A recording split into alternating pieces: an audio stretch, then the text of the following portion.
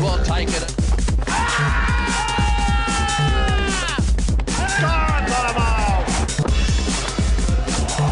Caught. A brilliant catch by Adam Gilchrist.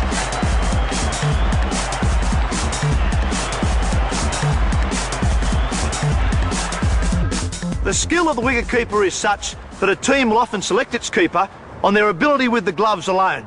If they can bat too, well, that's a real bonus. During my time in the game, I stood alongside one of the finest the game has ever seen. So what better person than to give you budding young keepers a few tips than Ian Healy.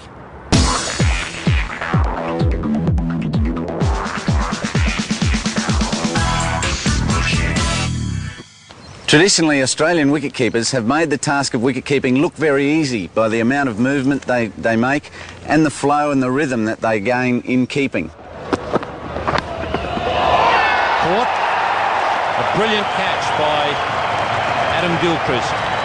Our teammates don't appreciate just exactly what goes into the job, so we can't expect the public or the media to.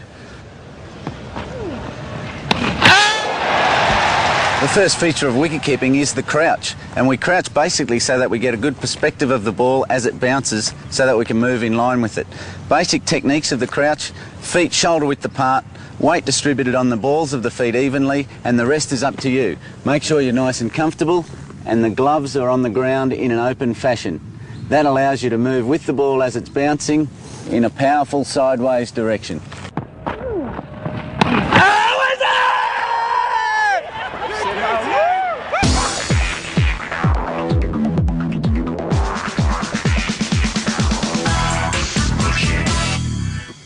You could be one of the best movers in the game, you could be one of the best divers, but if you can't catch the ball properly and you're not taking the good catches and the easy catches, you're still going to struggle as a wicketkeeper.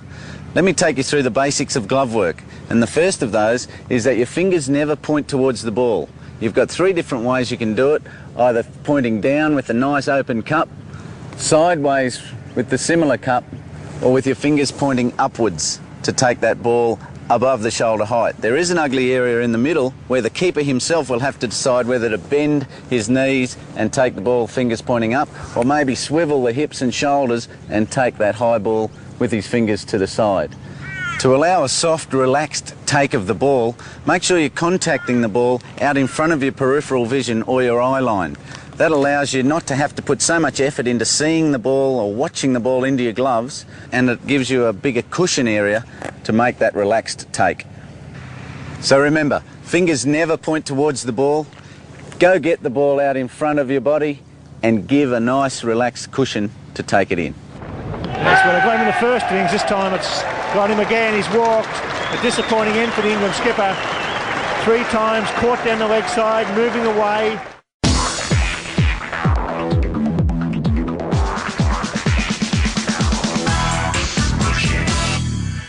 A feature of Australian wicketkeeping is the footwork.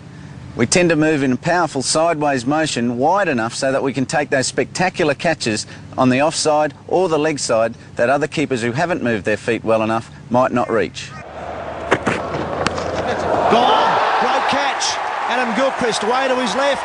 Gillespie's pitched the ball up. When talking about footwork to the fast bowlers, we try to take the ball on the inside of our bodies. That means if the ball has come outside the off stump through to me, I move in a sideways fashion so that I'm taking it on my inside hip. This already means my body has moved a metre or so extra than I really have had to, which means I've covered an extra metre for the wide diving catch if necessary. Down the leg side, it's the same thing. A sideways movement to get outside the ball and take it on my inside hip, which now becomes my right hip if it's a right-handed batsman.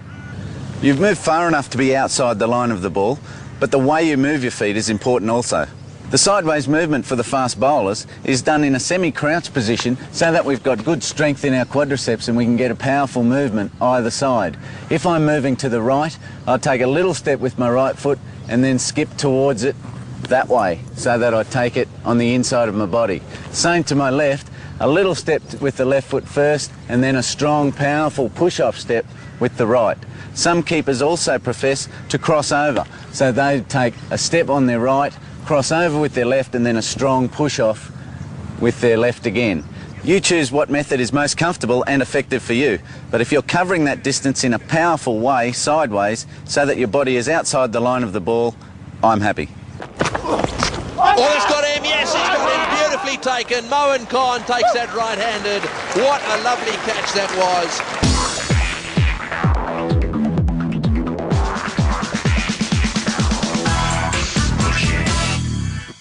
Wicket-keeping to spinners for long periods at a time is probably one of the most challenging aspects of the job. Let's imagine for the purposes of this that we've got a right-handed batsman.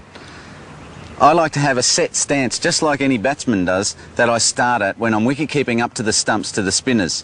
And that stance is basically 2 foot lengths back from the crease, where I mark a line, a horizontal line, and then a line about 5 centimetres from the off stump.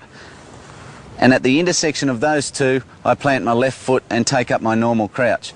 The advantage of having this set crouch position is if the batsman starts to wander and interfere with your eye line, you have a reference point to return to.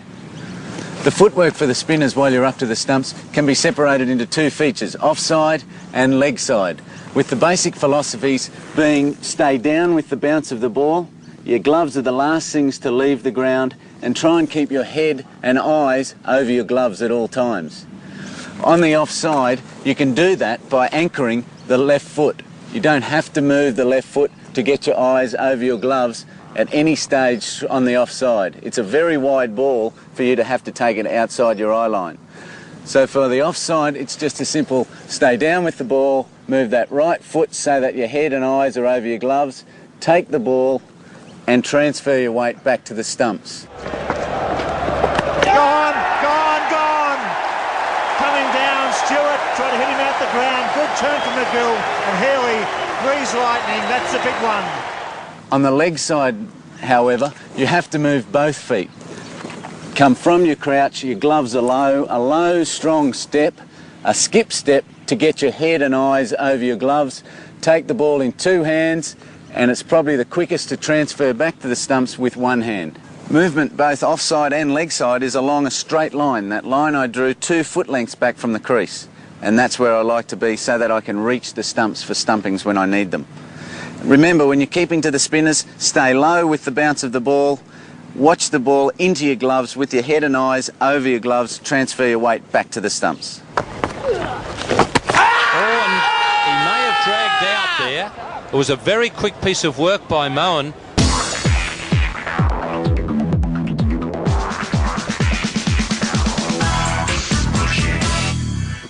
A very important facet of wicket-keeping in 4- and 5-day games is concentration. Scientifically, our body has only got 1 hour of concentration per day in it. It's very important for wicket-keepers to ration that over 6 hours so that our performance at 6 o'clock is as good as it was at 11 o'clock that day. To give yourself a break, or to give myself a break, to ration that concentration out, I like to involve myself in our fielding performance. I force myself to listen to Tubbsy Taylor's very ordinary jokes, and we practice our golf swings and things like that, knowing that we have to reconcentrate again in a couple of seconds' time. Caught. I think it's carried. The umpires are checking, and he's been given out. A brilliant catch by Adam Gilchrist.